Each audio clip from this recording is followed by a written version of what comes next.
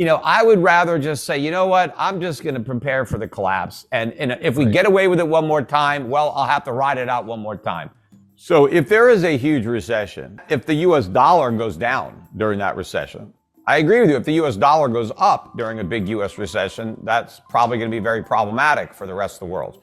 Obviously, if I am a foreign shoe manufacturer, if I think the dollar is going to go down, I want to borrow dollars because when I repay them back, they won't be worth as much. I mean, I want to do that. I mean, the world, when you borrow in a currency, you're hoping that currency loses value so that when you pay it back, it's less.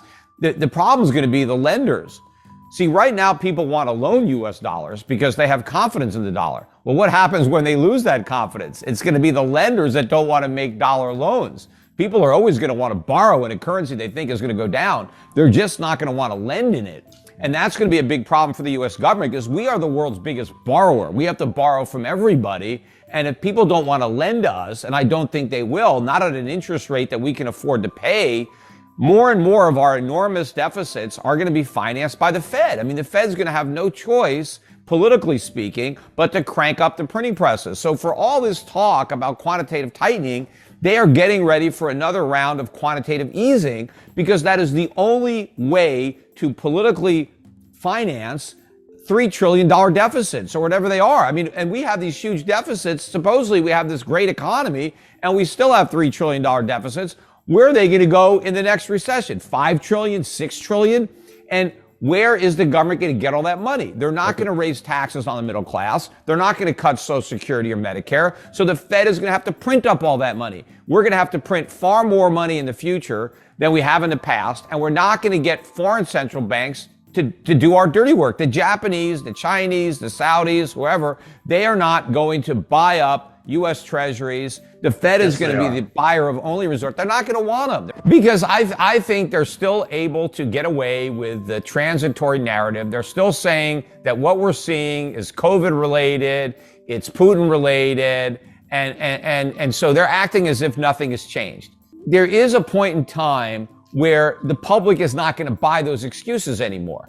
And, you do still have some old school central bankers in Germany in the Bundesbank. These guys, they just can't keep quiet and watch the euro become the Portuguese, escudo or the Italian lira. It's supposed to be the Deutschmark. So at some point, something is going to have to change there. And look, what I think it's going to take for the dollar to really sell off is either one or two things are going to have to happen. Either the Fed is going to have to come clean and admit that the U.S. economy is not as strong as it thought, and therefore it's not going to be able to be as aggressive as it claimed when it comes to inflation fighting. And it may even try to say that the weakness in the economy means that we don't have to fight as hard because inflation is simply going to come down as a function of the weakening economy, because Powell kept saying that, the economy is super hot, it's overheating, and it's this red hot economy that is causing inflation. Now, that's not true, but that's what the Fed claims. And so the Fed will have at least an excuse initially to adopt a less hawkish or more dovish, forward guidance in the face of all this mounting evidence that the economy is either headed to a recession or already in a recession. So either that's going to happen, the Fed comes clean, or the markets begin to front run that, capitulation and start to realize that that's going to happen. Even before the Fed acknowledge it, the markets start to realize, wait a minute, this economy is a mess. We're in recession, or we're going to soon be in recession. So the Fed is never going to be able to follow through with the rate hikes that have already been baked into this cake. And I think the reason that we've seen this strength in the dollar is because everybody has been bracing for, this epic inflation battle where the Fed was going to, go Paul Volcker on inflation and the consequences be damned. Who cares? We're going to put this inflation genie back in the bottle. We're going to go back down to 2%. And so just the way the markets believed the Fed, when the Fed said there was no inflation, in fact, they said there wasn't enough inflation. And then when they said, oh, don't worry about the rise, it's transitory, Now that they've admitted it wasn't transitory, the markets still believe the Fed. For some reason, the Fed credibility is still there, and the markets believe the Fed is committed to fighting inflation. Well, I don't. I think they're going to give up that fight the minute they realize how weak the economy is, because I think all of their tough talk is predicated on the economy being strong enough to withstand the rate hikes or the quantitative tightening. But when they realize that's not the case, they're going to reverse. And so either the Fed is going to tell that to the markets, or the markets are going to figure it out. And that's when the dollar really starts to fall. But what I think is the nail in the dollar's coffin is when the Fed turns its attention to the economy and starts to stimulate the economy, even though inflation has not returned to 2%. And in fact, I believe that the next recession will be a catalyst for an acceleration of inflation as the Fed prints more money to try to prop up the economy. And we're going to get the economy falling at the same time inflation is rising. And that means unemployment is also going to be picking up dramatically. You know, the Powell was talking about how he had this great labor market, the greatest he's ever seen. That's a great contrarian indicator that the labor market is about to fall out of bed and we're about to see a big problem. So I think the same thing with the Fed. They think this labor market is so strong, it's an accident waiting to happen. And so when we get that, when we get recession and rising inflation at the same time, maybe unemployment and inflation both go into the double digits, 10% unemployment, 10% inflation. When the markets get a whiff of that, I mean, that's it. I mean, the dollar is going to get killed in that type of economic environment. So first of all, the dollar hasn't collapsed yet, but it's been on the brink several times. I mean, it almost collapsed in 1987.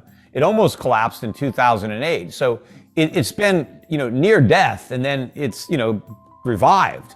And so the question is, the next time the dollar falls the way it did in 87 or 2008, what if it keeps falling? What if there isn't a miracle to save it? That's what my thought is that how can you press your luck? Because I agree with what Brent is saying in that I'm right inevitably, but the timetable is difficult to tell. What if the imminent threat, or not maybe a threat, is that the dollar goes up before it goes down, because in the long run, it's cross currents at play, right? But here's the thing. How do you know when you've arrived at the long run? Because you can always say it's a problem in the long run, it's a problem in the long run. So that means eventually you're in the long run, except when you're in the long run, you still don't know you're there, right? You still say the same thing. It's a problem eventually. So at some point, somebody who thinks it's a problem in the future is going to be surprised because they've arrived at the future, right? There is no more can caking, because I'm sure it's not going to be, we're going to get to the point where it's a crisis. And then all the people who have said, hey, it's only a problem in the long run, they're not going to suddenly say, yep, it's a problem right now. They're not going to know it's a problem until it's a crisis. So it's going to have to happen. So the question is, can we do it again? The enormity, knowing that every time we have to go back to QE, we have to do it bigger than the time before, and because the problem is so much bigger, right? We have a much bigger drug problem, so we need more drugs. Can the U.S. get away with it yet again, given how big the numbers already are, how large the deficits are, how large the Fed's balance sheet is, how screwed up the economy is? Can we up the ante again and expect the rest of the world, given all the problems that the rest of the world has, to finance it again, to step up to the plate and loan the U.S. enough money to let us get away with it one more time? I just don't want to make that bet. I realize, yes, that's the trend. We've been able to get away with it all this time. So let's, just roll the dice and assume that it happens again. But knowing that eventually it has to collapse, I would rather just say, you know what, I'm just going to prepare for the collapse. And if we get away with it one more time, well, I'll have to ride it out one more time. I've done it several times before. But, I would rather be prepared for the end game, because that's the only thing I'm sure of. The path, it's difficult. What would get me to change my mind? I don't think I can change my mind, because I know I'm right. But it's possible that Brent is right, and that before the dollar crashes, it has another big rise. Now, let's say all of a sudden the dollar crashes and now this country doesn't sell us its stuff anymore. The stuff stays there. Well, somebody in that country is going to buy that stuff. They're not going to just, drop it into the bottom of the Pacific Ocean. The stuff's going to get sold. It's just that it's going to be somebody in that country that's going to get it instead of someone in America. Now, the people in America that used to get all this stuff, we're not going to get that stuff anymore. We're just going to have our dollars. But what are we going to buy with those dollars? Nothing, because they don't have any value. So I would rather have a bunch of stuff that I can use that makes my life better than more paper that I can't use and doesn't do anything to make my life better. I mean, the countries that get to keep their stuff are going to be in much better shape than America that gets to keep its worthless paper.